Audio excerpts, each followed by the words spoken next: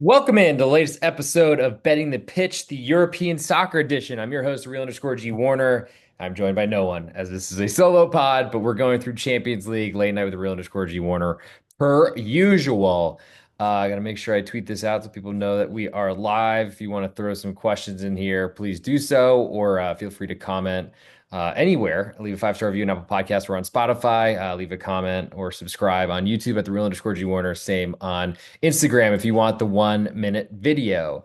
That should be tweeted out, so I think we should be good. And my computer's running out of memory, so let's see how well this goes. I think it's time to get started. I will have an ultimate best bet end of show like we do always. Hit our best bet on last week's episode, Real Madrid, in a very, very dramatic comeback victory.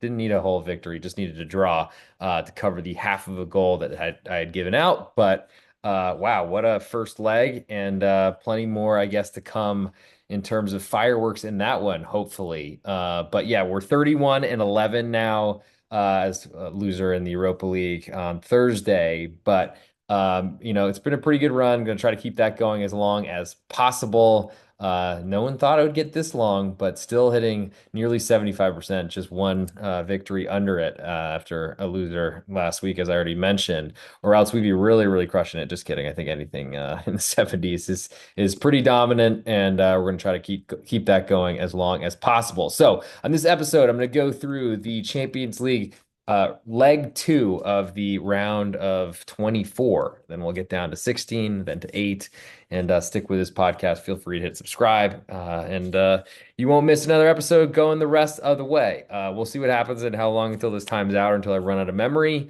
But we'll start on Tuesday, the 18th of February, with AC Milan hosting Feyenoord. Total is 3. A little bit more juice to under, and Feyenoord are a 1.25 goal underdog on the road. All the juice on Milan at home.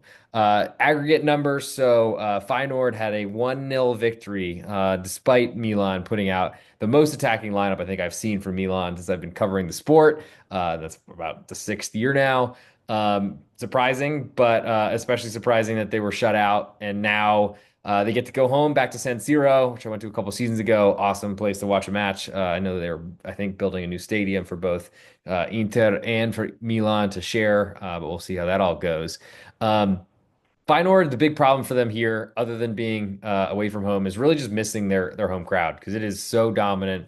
All the Dutch clubs, they are so backed, if that's even a phrase, by their supporting fan bases. And this is going to be tough going on the road to Italy, facing a much higher budgeted club like Milan, especially considering Feyenoord. And what really kept me off Feyenoord in this first leg was when they sold their striker to their Champions League knockout round opponent, and Santi Jimenez, starter for Milan after being the heart and soul of Feyenoord, though didn't really start every match in their Champions League run this season. But Feyenoord got a huge win in the first leg. I was basically hate watching, just rooting against it the whole time because I was so close to playing it. But at this point, it's hard to argue with what we've seen from Milan. They are so inconsistent, so hard to trust. Had a really close win this past weekend as well. I think it was at home to, or maybe on the road to Verona. Not an impressive win, one they needed, and 3 points is 3 points. But I think there's a lot to question about Milan. Therefore, Milan a 1-0 deficit heading into the second leg. Road goals don't matter, which is better for Milan here. But I think we're going to see Milan play a similar lineup and just go out all aggressive, all attacking. And what that will do is allow Feyenoord to get out on a counterattack. I don't really think Feyenoord were really that type of club. Arne Slot had just moved from Feyenoord to Liverpool, and they're, to me, a different squad than we've seen from other Dutch clubs to just try to outscore you. I think that's part of the Arne Slot background, but he's no longer there, so hard to really cite him. What I think Feyenoord do, though, is they know they're the lower budgeted, weaker team on the road, and they're going to try to hang on for dear life to that 1 goal advantage. That means that anything they can do to try to keep it a low scoring game, a goalless draw will certainly get them through to the next round of the knockouts in Champions League. That's a big deal. And I think for that reason, I'm interested in Feyenoord getting more than a goal of insurance because at 1-1 on aggregate, if Milan take a 1-0 victory, then this is going to extra time. And this is a huge scenario where Milan are very happy in the last few minutes to go to extra time, most likely, and don't want to take any chances. Whereas Feyenoord, in a better situation where they're drawing or ahead, or in this situation where they are drawing, I expect them to continue to defend, and that plays really well into both a Feyenoord plus 1.25, but also the under three, I think, as well. So there are, I think, all signs kind of point to under here, and that's something I'm certainly interested in. We'll see what that ends up looking like with game time, but it looks like, honestly, and kind of I would expect more money to come in on Milan. They're at home, bigger club, bigger name by far. But they really didn't do it, and they have to score at home, and they have to score more than once to beat you against the spread, and probably more than once to hit an over. So I think there's a lot of direction this goes that is not the way Milan want it to. And I like to be against the big name clubs in these continental competitions. Now, the two advanced number, Feyenoord plus 145, and I'll try to get. I was doing a little bit of marking down of previous lines. So entering in, and Feyenoord have actually climbed from when I looked at it, I guess, yesterday. Um, but they're currently plus 145 to move through. That's not a huge jump, but up from the plus 142 that I initially saw. Um, Whereas Milan have climbed from minus 175 to minus 180. Initially, Feyenoord were plus 190, got all the way up to plus 260 before kickoff, where Milan had climbed from minus 240 all the way to minus 325. I mean, those are big, big jumps. I can actually do this math. I should have done this the first time, but I'll do this now to move. Let's see, to move where I guess Milan went to from open to close. Not, I mean, to me, it seems like something meaningful. Let's see if it actually comes out. So they climbed 26.15%, Milan, from minus 240 to minus 325. So clearly all the money was coming in on Milan. Feyenoord had jumped from plus 190 to plus 260. That's about a 27% increase. Surprising to see a little bit better climb, and probably because the handle shrunk because BetOnline, Sportsbetting.ag. If you're not a member, go follow links to the podcast description, Apple Podcast, Spotify, and on YouTube, and get some free money, or just slide in my DMs at the real underscore G Warner across any social media platform. But clearly, Feyenoord are the side that this books we're looking for, at least this sports book that I cited all my lines. And that does make me think that this is a really great situation for Feyenoord. And clearly, they're going to be the less popular team that will continue to be bet against right until kickoff. So I'll be looking for Feyenoord and for the under on this early matchup, the standalone match at 11:45 Central Time, 12:45 Eastern Time here in the United States on February 18th, the year of our Lord 2025. Move next to Bayern München, as I am wearing their shirt. Not really a Bayern fan, hardly ever bet on them, I gotta say.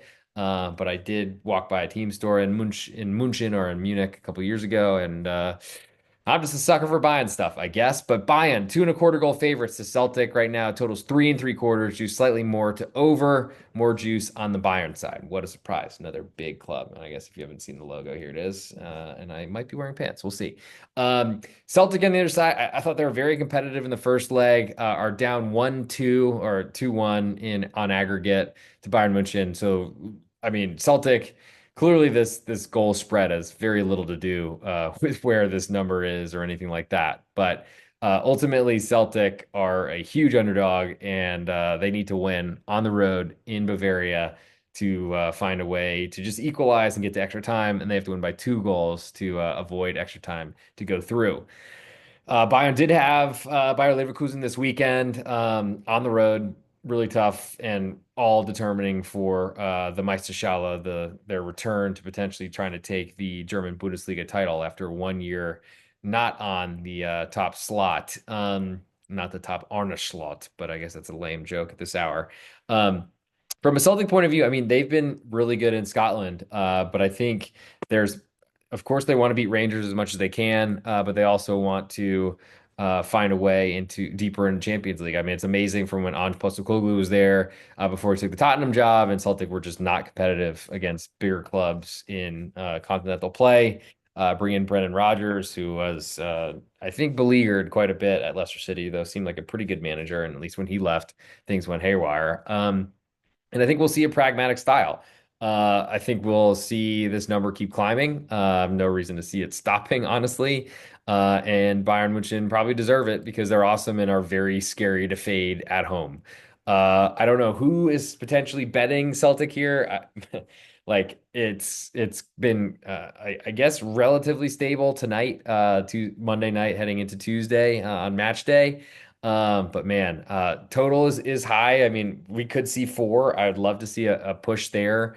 I think what we see is Celtic try to get a goal, but they're not going to be anything more than pragmatic. They're going to have to try to catch Bayern Munchen, who always gives opportunities, which does make any sort of underplay a concern. One for Bayern Munchen's scoring ability, but also for their inability to prevent chances because they just give them away. That's kind of how they play, and they're used to it, and they're okay with it. It's gone on for years. I thought Vincent Kompany would be a little bit more pragmatic, and I think he has been. Was leading the Bundesliga in fewest goals allowed heading into a couple of weeks ago. So things have been going well for Bayern. But at this point, um, it's hard to say because they already have an advantage. They're a huge favorite. They could draw this match and still move through, though I think that would be pretty nerve-wracking. But they have to win by 3 goals to take your money if you bet Celtic against the spread. And I imagine this number gets bigger as we get closer to kickoff. The problem is who is like I don't know who's doing it. And that probably means that you make this number as high as you possibly can. I think there's surely value on Celtic. Maybe less on under than Celtic because I feel like Celtic are probably the least popular bet to make in this matchup. But that's the side I like. Celtic getting more than 2 goals is a lot, even from a very good and much more powerful side like Bayern. And I lean, I think, more strongly to under 3 and 3/4. I don't think that Celtic are likely to score 2 goals. Let's see their team total. It's probably a half. It is, and it's juiced slightly to the over. So like if Celtic don't score, I think they're going to be playing with their hearts as like they're going to be trying really hard. The problem is when that first goal goes in for Bayern Munchen, and if it's early, man, this could get ugly. And because then Celtic have to come out. But I think they're still going to try to make this game. They know they're huge underdogs. They know they've almost no chance to move through. I think we see a very defensive game plan, obviously, and I think that caters to under 3 and 3/4. The big problem is if Celtic score early, but then they're ultimately if they do score and they go ahead 1-0, let's say, in some crazy world where this actually happens they are then in a great position to fight even harder and to use that much momentum that they have to try to keep buying out. And I love that idea and I love that strategy. I'm tempted by it under 3 and 3/4. I think I like it more than the 2 1/4 on Celtic because you basically get an extra goal and a half to play with. But man, I don't know who's doing Celtic and under, but that I mean that feels like if you're a gambler, that's one to do. And man, that can be a really tough 2 hours to watch, but it might be, hey, it might be worth it, might pay off. Maybe it splits and you get out of there losing a little bit of juice and you live to tell about it another day. In terms of two advanced numbers, we have Bayern a minus 8,000 to get through versus Celtic 1,500. So quite a bit of a handle there, as you probably would expect and see at any sports book. Unfortunately, I'm not really shilling for that. But that's quite a climb. Let's see. Bayern were as high as minus 1,700 to get through. So basically, about what Celtic is paying to advance right now. They were as high as 9 to 1 odds to move through, now 15 to 1. So those things are pretty significantly different. I think, let's see, is there a way for me to do this quickly mathematically? Let's see, if we were 1,500 and then I'll do this versus the top one. Sorry, I'm doing Excel work live on a stream. I mean, it's doubled. I guess that's probably easy. You should know that. It's late night though. Give me a break. But 7.5 to 1 all the way up to 15 to 1, even 9 to 1 up to 15 to 1. I mean, it's a pretty big jump. 40% versus 50%. I mean, so basically the numbers have doubled. On the buy-in side, I mean, it's even worse. Let's see. Let's see. That number is it's 82.5% worse off of a price if you were looking to play Bayern now and just didn't feel comfortable with them on the road in the first leg at in Glasgow. Glasgow. Man, that's tough. And let's see, from the closing number, it was Only 79%. So not much different, I gotta say, but wild nonetheless. I think I I'm not saying I'm really not saying that there's any sort of idea that this is a good idea to play salty to move through. I'm gonna leave it at that and move on to the next game because I've already spent too much time here. I think is probably the best way to think about it. So let's do that. Let's go over to Benfica and Monaco. So this was a really wild matchup. Monaco, who have no home field advantage really whatsoever, started a newly signed, had already only played one match with Monaco at central midfield. Really curious decision by Adi Huta. I don't know if that was a result of not having enough bodies available.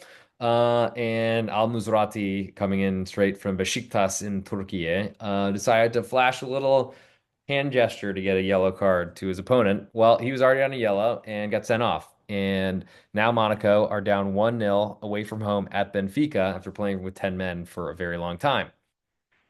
Not really how you draw it up, I'll say. Benfica on the other side, they're a half a goal favor right now. Juice is split both ways, minus 110. Total is three, just all the way to over. I think that's predicting that we see some goals scored. We didn't see any in the first leg, but Monaco had to fight with 10 men to try to keep it as low scoring as possible to give them a chance here, and they have one.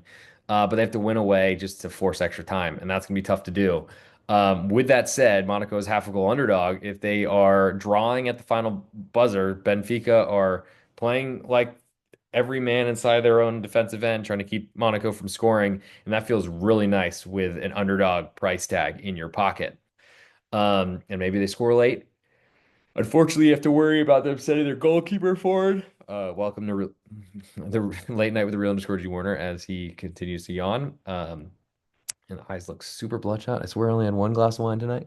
But anyway, I think the Benfica side, I mean, they've been so up and down. The game, the collapse, I think you probably call it against Barcelona was incredible. But the to me, I mean Benfica's they look great. I mean, the Portuguese clubs do really well in this competition. I feel like the French ones have done well too. I mean, getting Brest to get through alongside Monaco and PSG. None of them advanced via bye, but to get here, I think all three was huge for Ligue 1 in France. But the different, I mean, I played against Monaco this weekend, fell behind 1-0, barely got out of the blocks after 4 minutes. But then not took a red card on the eighth minute, and it was a 7-1 final, and things got really ugly really fast. And I think that's huge for Monaco confidence. Definitely huge for a tongue lashing for me if I could ever see Nantes and like, what are you doing after you're up on 1-0 on the road and against a team that needed any sort of help to even like turn into something. But I think Monaco get up for Champions League. They've done much better in Champions League after performing poorly in Liga at times, and I think there's been some really good opportunities to back them, like against Aston Villa earlier this year in Champions League, if I remember correctly. But this is gonna be a tough one. Going on the road to Lisboa or Lisbon in Portugal, there's going to be, I mean, a big crowd there. Monaco are used to playing really without much support, though, so that's not a terrible thing. They're pretty used to it. Um, I really like the idea that Monaco are celebrating when they're eliminated in a goalless draw or a scoring draw, whatever type. And if they win, they're going to be holding on for dear life to try to force extra time, most likely. Benfica are going to be going all out for it. And if they're ahead, Monaco that is, and then you're still in great position to cover. So Monaco getting a half of a goal, I like. I lean to under three because I don't know that Monaco are going to be. I mean, they haven't been the goal scoring team this season. I do think that's partly because Adi Huto is more a defensive counter-attacking manager, though that's not exactly how Monaco have built their club by any means. I do think that Benfica still, I think they have nightmares from their collapse against Barcelona, and that might impact how they play here. So what a surprise. I lean to underdog and under yet again. In terms of two advanced number here, we have Monaco plus 475, which that'll happen when you have second leg away and you are behind on aggregate. Let's see, there was a number. So they closed plus 115 up from an initial 110 number. So very little movement. Benfica had climbed from minus 135 to minus 140, 3.5% climb on Monaco up 4.5 or so. Now plus 475 and minus 700. I mean, those are big changes to say the least. And let's see, let's go from the jump. So it did not work out. When trying to do Excel live goes wrong.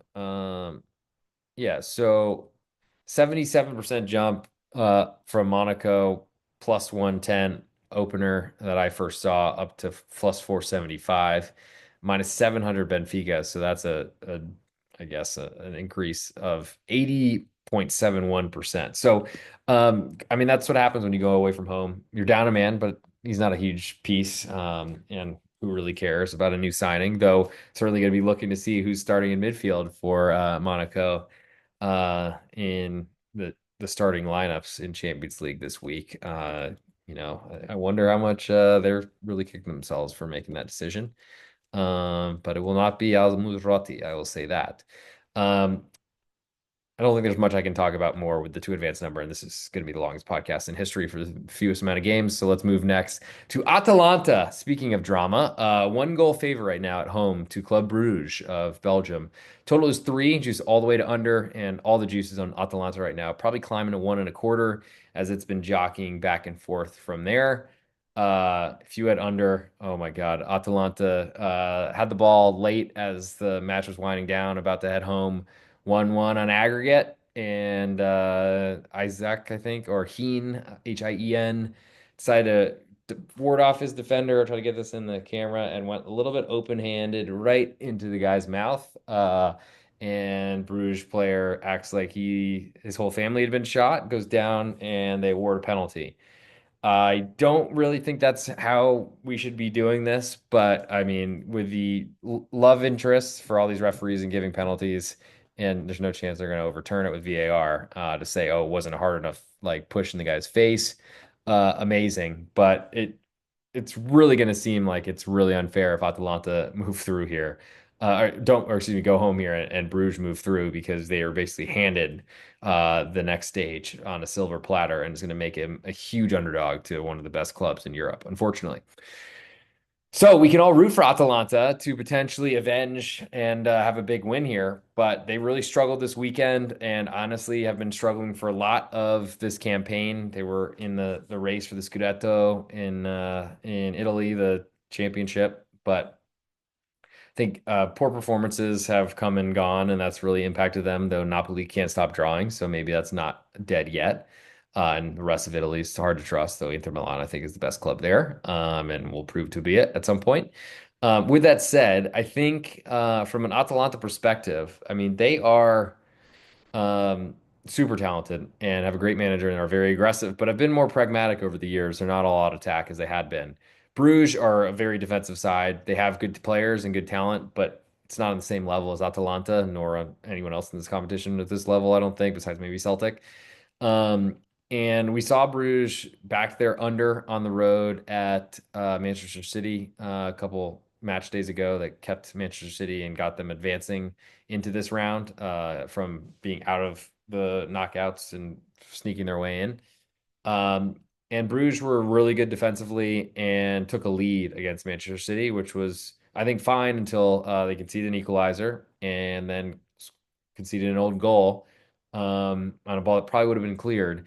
And if they don't concede the lead to Manchester City, they might have won the match or at least drawn, and Manchester City wouldn't even be here, which I guess would have cost me a best bet winner from last week's episode. But it would have been nicer to win the ender in that time. I think I'd rather have a 1-0 that way back in the past than 1-1 later, future value and such. Future value money, of course. But I think Bruges are going to go in and fight like heck. They lose the first goal. They concede the first goal. They're still defending. And I think that's really good for under three, especially with a very valuable push on three, though it's very juiced at the moment at BetOnline or Sportsbetting.ag. If you don't have an account with one of those, make one at the place you haven't and get some first time depositors, even though it's the same lines, same everything, same bonus structure, same all that sort of stuff. Go take advantage of it. I highly recommend. Slide in my DMs at the real_G Warner across any social media platform. If you need a link, I will make one for you. Uh, I think Club Brugge are probably less interested in me as a one goal underdog. I'll certainly be waiting to see them climb to a 1 and a quarter. And I would suggest any of you that want to bet that to happen, certainly do it. I think there's more value on under three here though, and that's my biggest interest. So I'm going to put that as both on my list. Surprise, surprise, dog and under in all these matches. But um, I think Atalanta Bruges under three is my favorite to speak of so far. So I'll put that as my ultimate best bet option for uh Tuesday, and then we're still going to go through the entire Wednesday card. Oh, actually, and I can't leave off the two advanced numbers. So Bruges now down to plus 115, Atalanta minus 140. Wow. I mean that is very cheap. So Atalanta were at one point minus 330, had been bet down to minus 300, down 10%, which is interesting. And I don't think that there's anything to report on the that late call, but certainly reflected surprise a little bit in terms of the money, though certainly people could be taking the home underdog, and it was a pretty small number at only getting a quarter of a goal anyway, which had me interested in thinking about it, also thinking about under as well. Um, which died a horrible death in the last seconds of stoppage time. But welcome to soccer betting, folks. In terms of where this number is moved, it actually is completely, yeah. So Bruges minus 121 or almost 122%, Atalanta minus 136%. So Atalanta is still favored to move through, even one goal down on aggregate, which I guess is similar to scenario for Milan, though they're minus 180. Much bigger favorite, same deficit. I guess that shows the difference between Milan or the differences with discrepancy between Milan and Feyenoord versus Atalanta and Bruges. I mean, that's a lot of respect for Milan side that's been really, really struggling. Man, that makes me really like Feyenoord. Oh, even more. I didn't even mean to do that. But I mean, honestly, I was thinking about it initially, but I never pulled the trigger because that Milan lineup scared me so much. But man, I mean, I guess it's not apples to apples because it's kind of transit property. These are different scenarios, but one was 1-0, one was 2-1. Road goals don't matter, so like who cares?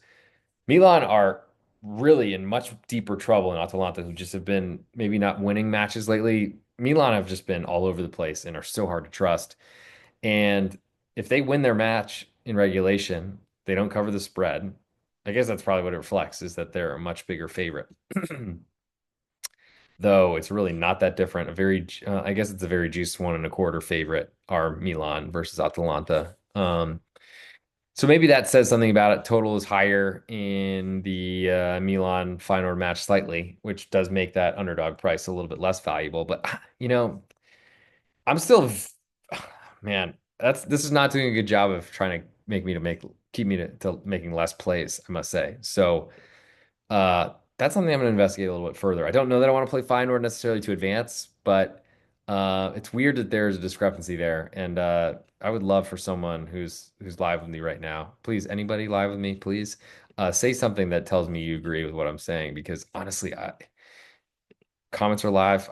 They'll show up if you say something, I think. I'll find a way to put them up there. But man, and this episode's going super long. Already on 28 minutes on just the Tuesday episode. And I don't think it's the wine talking. But man, that makes me very interested here. Move to Wednesday. As we already got a best bet selection. If you didn't remember it, stick around to the end of the show and I'll smash it all together for 1 minute video at the real underscore G word on YouTube and on Instagram, depending which place you like better. And tell me if you like it somewhere else. Let me know and I'll upload it a third time. But Borussia Dortmund, a half a goal favorite at home to Sporting Lisboa. All the juice on Sporting total is 2 and 3/4, and it is juiced more to the over. Interesting, considering, if I'm not mistaken, Dortmund were a 3-0 victor in Champions League. Let's see. Borussia Dortmund Champions League. They were a 3-0 victor. So they're pretty much going through. But they are favored at home based on I guess Sporting. So I was really, really hurt when these two teams were pushed against each other because I wanted to bet against both of them because they've been so bad versus expectations, especially. Sporting Lisboa were basically an automatic bet against as favorites once Ruben Amorim left. Borussia Dortmund have been in a fade anytime they're away from home, except in Champions League, they've been better, and they somehow scored 3 goals and conceded none in Lisboa last week, and then proceeded to lose on the road to their near neighbor, VfL Bochum, who's we're bottom of the Bundesliga. I mean, it's hilarious. Niko Kovac, the first Borussia Dortmund manager to lose his first 2 matches in the Bundesliga. They are so bad in Germany. It's amazing. And I guess I am saying it wearing a FC Bayern little long sleeve t-shirt. But man, I've not been to a Bayern match. I have been to a Dortmund match, and I sat in the yellow wall or stood because there were no seats, standing room only. Yikes. But it was fun. It was legit. A lot of beer thrown on me. A lot of people just screaming things I couldn't understand. And a lot of Scheisse, no fear, sha la la la la la la la la la la la. Which I then had to translate to a friend of mine who thought they were saying no fear. I was like, dude, they're not speaking English. But whatever. That was a 0-4, no fear. Um, man, Sporting Lisboa, do they give up and they don't even try here? So they're focused on the Portuguese Liga, where they've already sacked a manager since Ruben Amorim left, the Golden Boy, who might be leaving Manchester United soon if I haven't missed a story. With all that said, this one probably has no interest for me in under because there could be a ton of scoring. Sporting Lisboa need three to force extra time at the very least. So they're going to be going for it. And maybe we see Dortmund trying out a counterattacking style, but that's not going to be good for them. Their defenders are hilarious. The back pass from Niklas Süle this weekend, LOL, what a pass for Masuras so that the Bochumites could be playing Greek music at the end because they're like, oh my God, we found a goal scorer. He got two today. Though one was literally on the goal line that he kicked in. Stole one from Hoffman, but whatever. Man, Sporting Lisboa, I mean, that's the side I want here. Getting a half of a goal. I mean, they could win 1-0. You cover your spread, not even close, and they're so mad at the kickoff or at the final whistle. 2-0, probably even more mad. And then, I mean, all the scenarios, like, I don't think you have to worry about a goalkeeper being sent up and losing a goal late against an empty net because, like, I mean, I guess unless they have made no progress, but sheesh. Um, who trusts Dortmund to get through here? Raise your hands. I mean, I'm the only one in this apartment, so probably nobody, but I'm definitely not raising my hand. Man, we're getting crazy tonight. I guess the wine did hit a little bit harder than I thought. They did a pretty big pour, I must say. Malbec, in case you were wondering. Um, yeah, so Sporting Lisboa, half a goal. I'm definitely into that in the early window on Wednesday. Didn't want to back that team, I gotta say, and was pretty close to backing Dortmund in the last round, but didn't do it. And maybe that was a big mistake. Slash, it was because they won 3-0. In terms of the two advanced number here, let's go to. We don't have one up. Damn. Well, that would be a lottery ticket. I mean, Tottenham did make it to the Champions League final last year, and I thought outplayed Real Madrid, as usually happens in Champions League, but that doesn't seem to matter. I'm gonna be waiting to see that number. Oh man, it might be worth as my guy Mackenzie used to say, Mackenzie Rivers, when we were doing the pregame.com soccer best bet before things went haywire. It's good enough for a pizza bet. I think it could be. Now to the big window. We'll go the PSG hosting Stade Brestois, Ligue 1 versus Ligue 1 on Ligue 1 crime, unfortunately, as PSG, I believe, are also up 3-0. It did push the total. Unfortunately, I did not get the 3.25. That sucked. Would have won half a bet instead. Push was nice, but the plus money I all got on the three gets returned to the book and does not make it back to my account, unfortunately. I feel like that should change, but that's a whole nother debate. PSG, 2 goal favorites at home, despite a 3-0 aggregate advantage. All the juice on PSG as well. Totals 3.5, juice more to the over. PSG probably play their best for 60 minutes and then focus on the weekend, would be my guess. Stade Brestois, we'll see from their lineup if they're trying for this. They probably know they're dead and buried. They haven't had a lot of success against PSG, to say the least. Hadn't had a lot of success even staying in Ligue 1, but barely did it, and then somehow ended up in Champions League last year. Wow. But man, big price. Put it that way. I think it's gigantic. Total's 3.5, which is also gigantic. For a Brest game, though away from home, not so much, especially not at the Parc des Princes in Paris. Man, I think I like the Brest side more than I like the total. I think we could see some goals here, and that's Joe Dollar's probably loving this podcast, hearing all me talking, at least for the Wednesday side, because I did like all the unders in the first day on Tuesday. But man, Sabristwa, put that on the list, getting +2. Looks like it'll move to 2.25, probably maybe a 2.5 before kickoff. I don't think they get embarrassed. There's a chance though that things can get really ugly. But like I think Sabristwa, they know who they are. This is a chance for them to compete against the best in Liga. I think that prepares them because they haven't been great in Liga this season, probably because they've been using some of their best players and resources in Champions League, and they don't stretch that far in northwestern France. But yeah, they're not even their home stadium. But the nice part is they've been playing Guingamp this whole time. So they're not even Guingamp maybe. They're not hurting. I mean, it's gonna be hard away at PSG. But like, does the fans care? Do their ultras really? They're probably gonna start some fights at some point. They've been really quiet on that front for a while. I'll move on. Do we have a two advanced number? Of course not. So we'll move to last two matches on Wednesday, and then we'll get out of here with an ultimate best bet. PSV Eindhoven, a quarter goal favorite at home to Juventus, totals 2.75. Juices split both ways. All the juice on Juve, potentially falling down to pick them. Uh, the Juve story is hilarious. They are winning every match, including the Derby d'Italia this weekend at home to Inter Milan. Seemed like they survived, and then they put a lot of pressure on Inter at the end of the first half, and then scored a goal and held on. Literally a Thiago Motta special, under an underdog. Magnifique bets that my Juve fan just decided to. He's like, no, you can't do that. And I was like, you have been so bad. They've been so lucky. They've been no showing against the worst teams in Serie A. Somehow stealing wins late. They did sort of do that, but they didn't fall behind against the best club in in Italy. And then honestly, in this first leg matchup, they stole a win, took a lead, conceded an equalizer, and then stole a win late. That's just like how Juve been doing it. I don't trust them to do it. It's going to be hard away from home. Eindhoven, they have to go for a win, so it's a quarter goal favorite. That does make the end of game scenario much more likely that there's an empty netter scored when Eindhoven send their goalkeeper up. But that's if they are trailing on aggregate.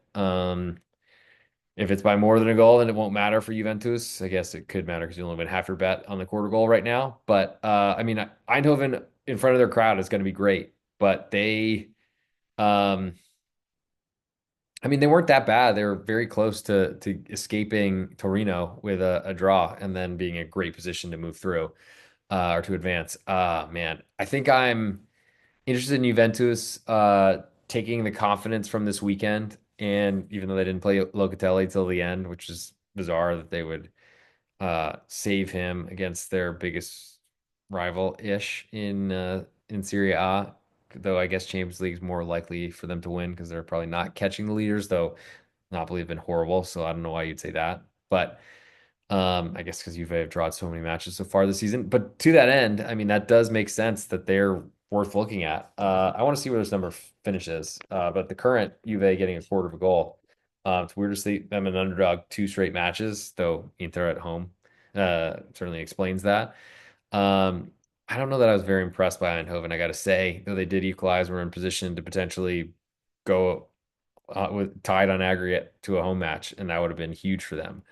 I feel like I need to look at their talent a little bit more. And honestly, I mean, you could argue Walter Benitez was at fault, though I feel like we give a lot of blame to goalkeepers when it's really hard to stop the balls that are coming into the box from the side and to like catch them all. It's just hard to do, especially if there's any difficulty away.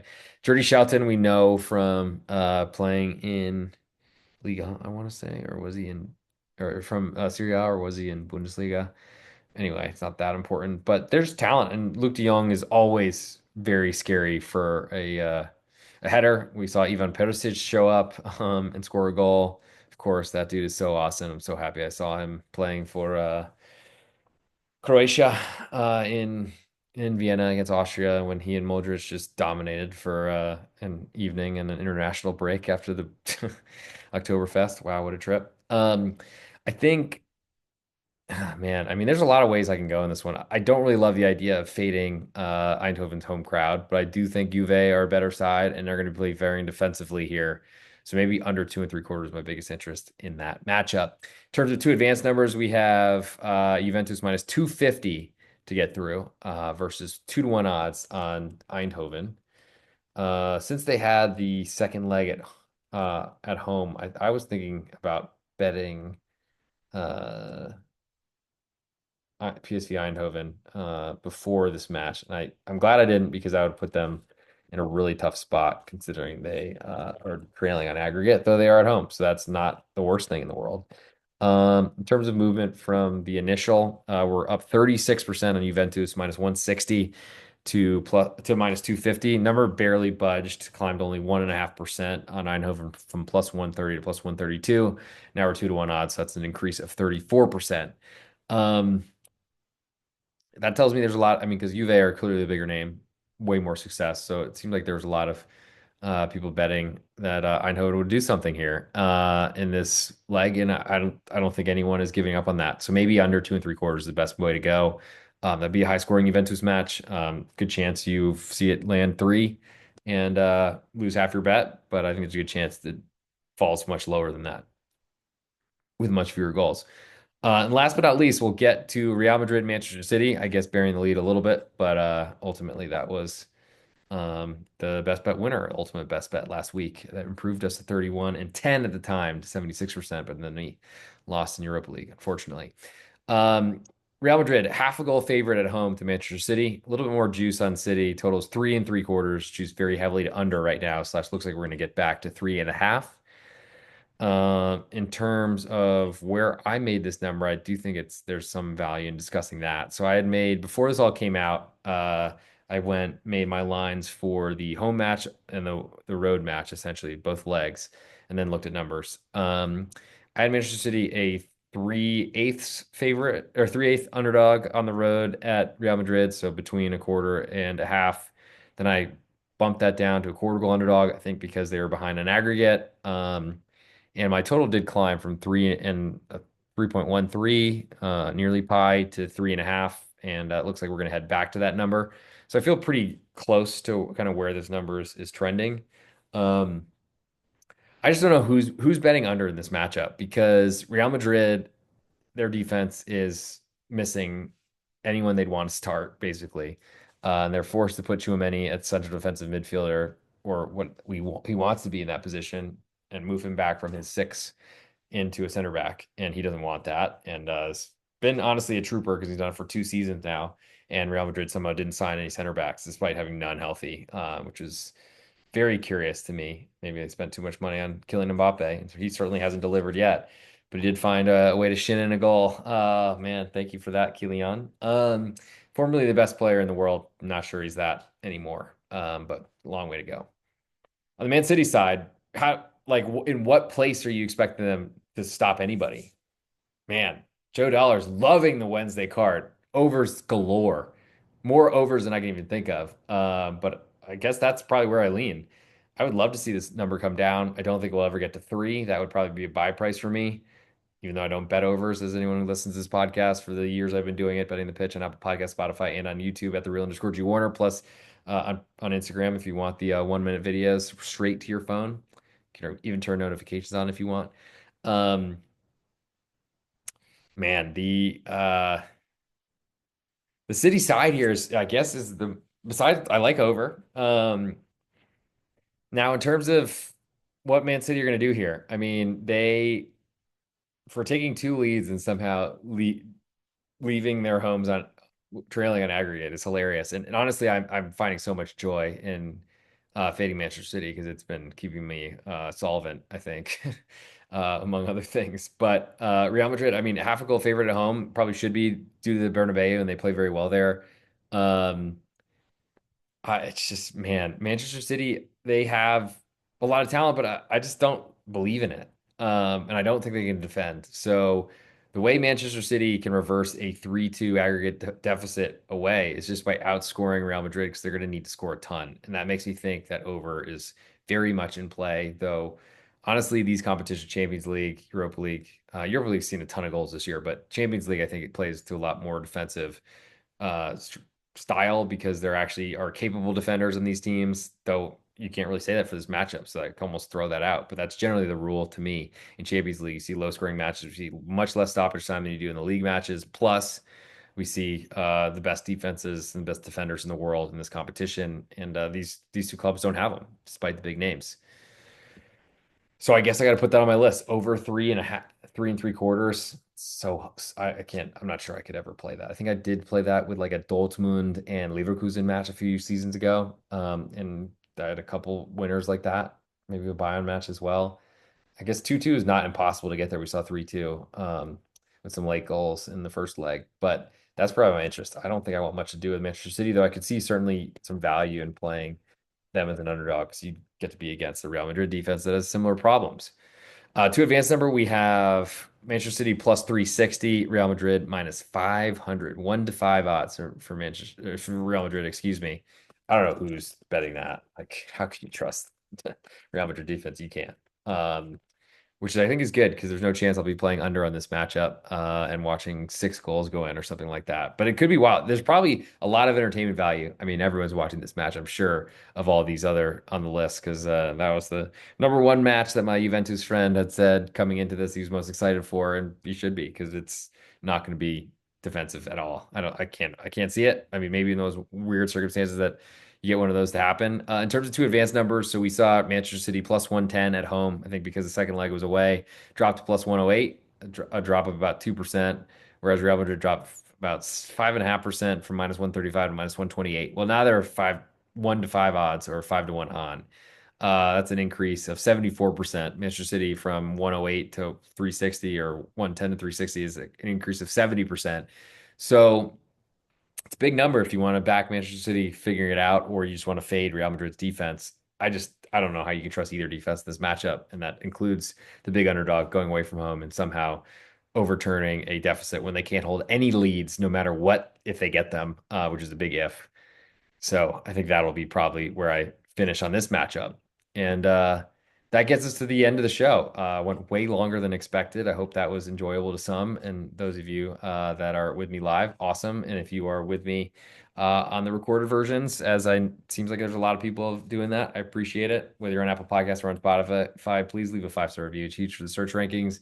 If you're on YouTube, hit subscribe at the real underscore G Warner. And if you're on Instagram and you want the 1 minute video, which we're about to record, go check it out. We did the Need for Seeds College Basketball podcast with Big East Ben at Big East Ben on Twitter if you want to follow him. We did that for pregame.com as they bought our podcast for the year. And that was already released and should be out well more than this, well before this late night edition with the real underscore G Warner. And then still trying to figure out when I'm going to get A Brooks bets on for our first futures episode for Major League Baseball, but that's coming soon. Get ready. Can't wait. It's going to be a much better season than last year. We hope. Or I hope. Brooks was fine. I think we're really getting our best bets. My other bets didn't go great. And I guess it's time for the ultimate best bet. I didn't give out the Wednesday one, so you're gonna have to, I guess, listen for it right now. And thanks for hanging in there. The host is clearly ready to go to bed, but not time yet because we still got to do this video and I got to queue up my recording device that is ready. And it's time to get into it. Let's do it. Hey, this is real underscore G Warner on Instagram, Patreon, Twitter, and on YouTube. This is the ultimate best bet from the Betting the Pitch podcast. We're 31-11, 74% so far this season. Our best bets, what we do, ultimate best bet, we smash together everything we cover on the cards and pick one of our favorite two. From Tuesday in Champions League, leg 2 knockout rounds, I like Bruges under 3 goals on the road at Atalanta. And on Wednesday, I like Sporting Lisboa, a half a goal underdog at Borussia Dortmund. But for the ultimate best bet on this episode, like I said, 31-11, 74% year to date. Please check out patreon.com/real underscore G Warner if you want all my plays across all sports, college basketball heating up as we get ready for the tournament. And of course, all the soccer you could ever want and then some. I'm going to go with Sporting Lisboa, half of a goal underdog. on the road at Borussia Dortmund. I don't trust Dortmund at all, and they have a huge 3-0 aggregate advantage. I think we see Sporting Lisboa eliminated, but winning this match on the road in front of the yellow wall. And that'll do it for this episode. Thank you all for tuning in. I'll see you bright and early in just a few hours. But have a great evening. Hope you enjoy this episode wherever you listen to it, and let me know where you're checking in, and if you could hit a 5-star review while you tell me, that would be delightful.